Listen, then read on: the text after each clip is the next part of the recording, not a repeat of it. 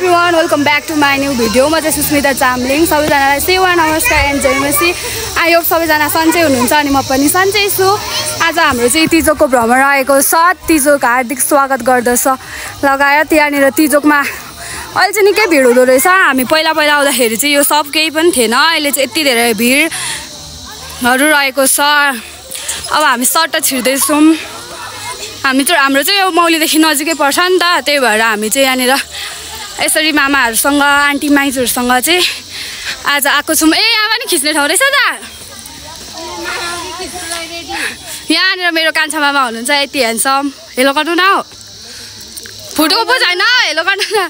मामा त पुरा पोजमा बसिराख्नु भएको छ यहाँनिर, म एकदम गलिराख्नु भएको छ यहाँनिर।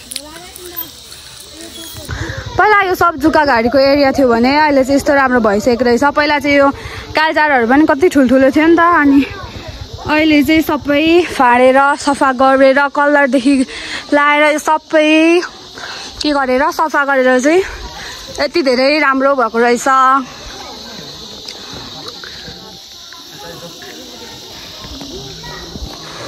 कति सफा भएको रहेछ क्या साथीहरू। नत्र यहाँनिर यति पसिसक्दाखेरि यहाँनिर जुका भनेको स्याउ आइसक्थ्यो, कति धेरै आइसक्थ्यो, तर अहिले त्यस्तो रहेन छ।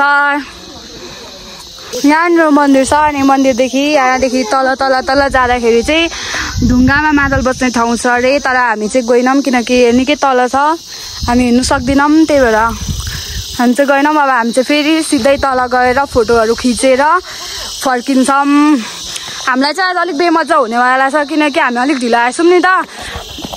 हामी अलिक ढिलो आएछौँ अनि डेक चाहिँ अब अरूले बजाइसक्नु भएछ अगाडि नै आएर, त्यही भएर अलिकति बेमजा हुने भयो, नत्र चाहिँ रमाइलै हुन्छ हामीलाई। मामा आउनुहुन्छ हौ। पहिला कस्तो ठाउँ थियो भने अहिले क्या राम्रो छ गाइज। तपाईँहरू को आउनु भएको छैन, आउनु होला यहाँनिर। गाइज यहाँनिर चाहिँ यति धेरै भिड हुँदो रहेछ, मैले सोचेको पनि थिइनँ। यहाँ हेर्नु न, मान्छेहरू आएकै हुनुहुन्छ। यता पनि छ बाटो एन्ड यता पनि छ बाटो, म चाहिँ बिचमा छु, मान्छेको बिचमा।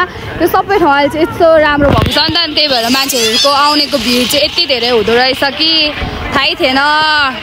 यहाँनिर बस्ने ठाउँहरू छ, इन्जोय रमाइलो यहाँनिर डान्स गरिराख्नु भएको छ। अब हाम्रो टोलीहरू तल गएर फाल्टै छ, हाम्रो आफ्नै छ यहाँनिर, आफ्नै संसार छ यहाँनिर।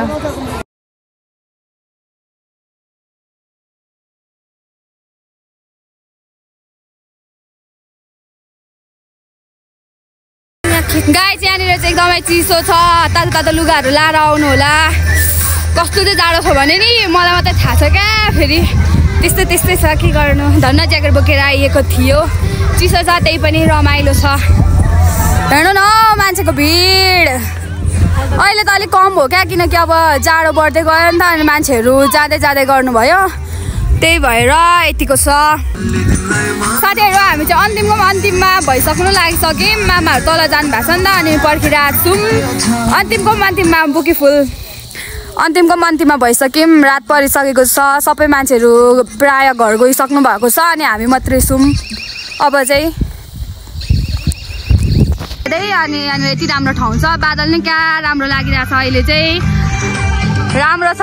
साथीहरू घुम्न आउनु होला। अब चाहिँ हामी फर्किन आँटिरहेको छौँ। साथीहरू अहिले चाहिँ यहाँनिर रात परिसकेको छ होइन, अनि आकाश पनि क्या राम्रो भइरहेछ।